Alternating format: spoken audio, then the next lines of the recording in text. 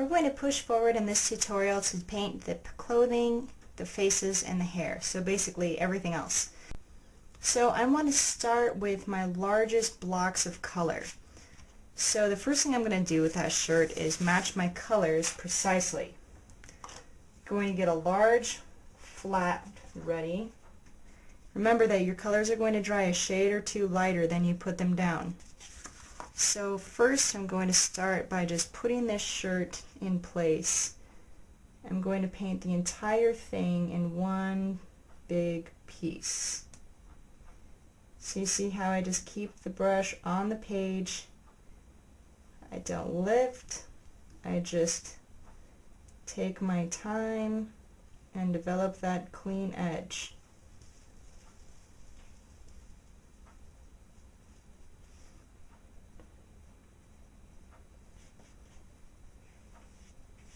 And then I just have to stroke over the top of my second layer a few times to keep that first layer from having a line. And I just work carefully until all that color is filled in. And then I'm going to let that base coat dry and go back and carve out my wrinkles and add some shadows. Now it's dry, so let's move forward and add some of the detail of that shirt. This is what I like to use for lifting small areas. So since that paint is still really fresh and it's a non-staining color, it's going to be very simple to come back in with that angled shader and lift out some lines that I want to be more distinct. Just like this. And you can brighten them up by blotting that. So this phase is clean up, lightening, and adding detail all at the same time. Now when you get to places that need a wrinkle, I'm going to go back the same way and lighten that wrinkle out by cutting out the light area of it first with that shader, and then I can go with some dark paint and indicate where the underside of the shadow is supposed to be. Slice it in really easy like this. Zip, one move. After the area on the shoulder has dried, I can go back and strengthen that seam with some of that dark paint as well. So from here on out it's just going to be a matter of taking the time, adding those details. So I'm going to go off camera and get some of that done and then come back to you when it's time to move forward. Here's the blue shirt after we finished up doing some finishing work on the folds. So now I'm going to jump over and do the same thing with the woman's shirt. With the woman's shirt I'm actually going to start by painting the rose, and that way I'll know exactly where it's supposed to go because it will be all painted by the time I paint the brown background. I'm going to start by painting the outermost shapes and then use those to help as a guide while I paint the rest. The stripes in her shirt are the same color as the flower, so while I have that mixed up, I'm going to go ahead and do these darker stripes on the shirt too. So I'm going to paint the flower and the stripes off camera. Here you can see better how the pattern is coming along.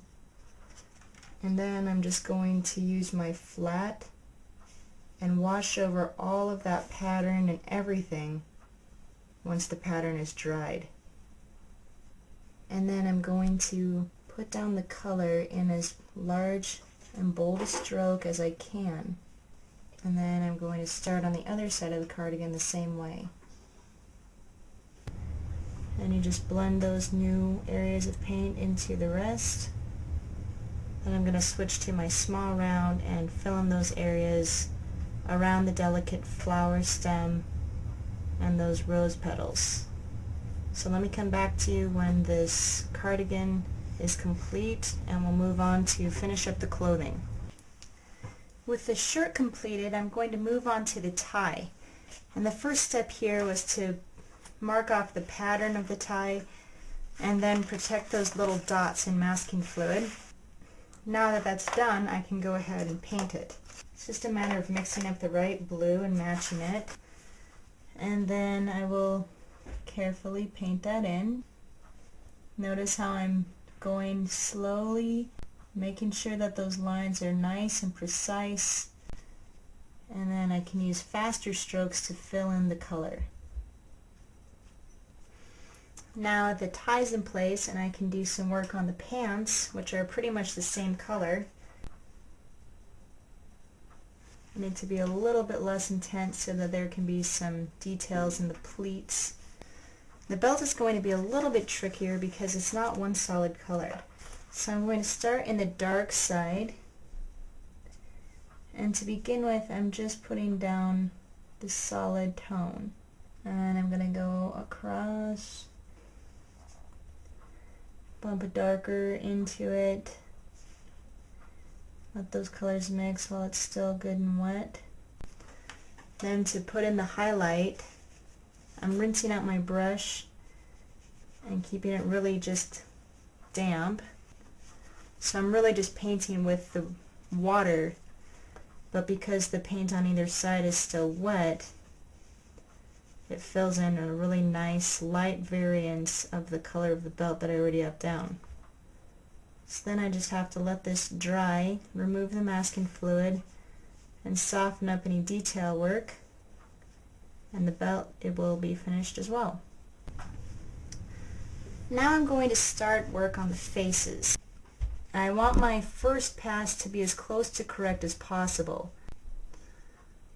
So I'm just going over carefully right up to the eye, realizing of course that some of these I'm going to have to modify, but I want to get it down as one big shape to begin with. I don't want part of the face to dry and create a line. Now, even going back in for a quick touch-up here and there, you're going to cause some problems. So you need to try to put it down in one piece and then let it dry and make your alterations after. So I'll leave that one alone. I'll move over to the woman's face and do the same process.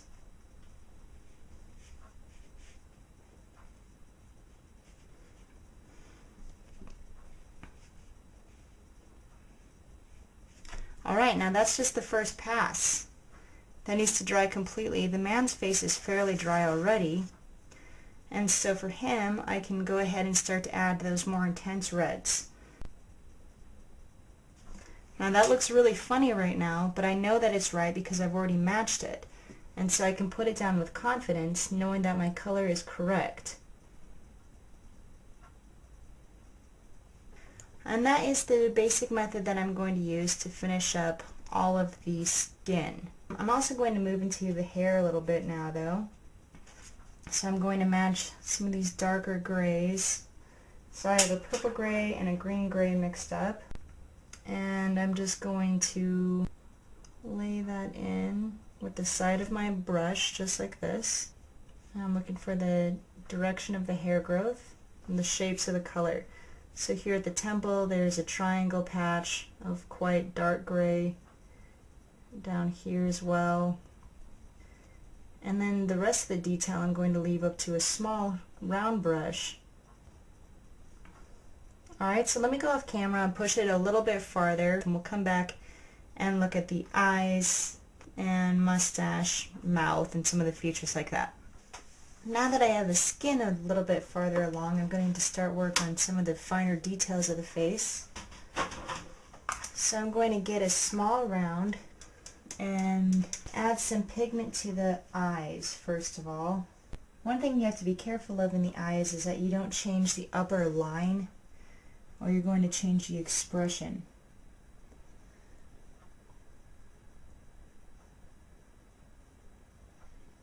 Now eyebrows will also help me to see if the expression is coming through the way I want it to. So I'm going to put those eyebrows in. I start with the line of eyebrows that's closest to the eye, and then I work my way up. Just like this. Notice my reference materials are always very close at hand and I'm constantly checking them. I'll do more work on the features off camera. I wanted to show you that in the mustache I have two major colors, the reddish at the forefront and the grayer color at the ends. So I have both colors mixed up, and you see how I just developed those individual hairs to build up the shape. And I first of all started at the top, and then I give myself the boundaries for the sides where that color is going to go, and I already have the boundary for the lower part because it goes right down to the mouth. And I can just gradually fill it in like that. I'm going to push forward with the woman's face in a really similar way. I'll do the eyes and the eyebrows the same, but let me do some work on the lips and mouth since you haven't seen that yet.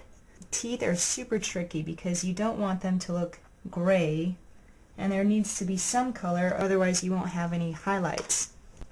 So you could even save some of these highlights if you wanted with masking fluid, but I'm just going to paint around them. Then I have to let that dry, and while I let it dry I'm going to do some work on the lips.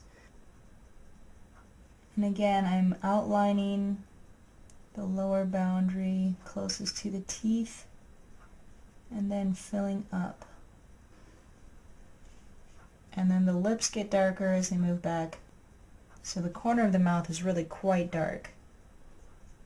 I'll get my brush wet again, and then that same color is still on the brush, just a little bit less intense, and I can wash it down to fill in the rest of that lower lip. Now I've got to let that dry and then go into the corners of the mouth and make them a lot darker, but this is the basic process. And it's time consuming, but if you take your time you can come up with a finished portrait that looks really realistic. So I'm going to go off camera again now. I'll push those features forward even further and then I'll come back and show you where we are. Now here's the very final portrait. There's the top, there's the bottom. Here again is the original photo material, and so when you compare that to the final outcome, you can see that by just taking your time and giving yourself plenty of opportunity for revision, you can come out with a very nice, very realistic piece. So what I really want you to take away from this tutorial is the order of painting, starting from the background and working your way up, and most importantly, to see the largest shapes and to put them down as smoothly as possible. And I'm talking about the shapes of colors and the shapes of shadows. So instead of working on the basis of lines, try to shift your perception to see the basis of form as shapes. If you can do just that, you're going to see a tremendous improvement in your work. But also, don't be afraid to match your colors and to start with really good, clear photo references. So that concludes this month's painting tutorial, and I hope you learned some useful things you can take back to your own studio, and I hope that you join me next month for another painting and drawing tutorial. Thanks so much for watching.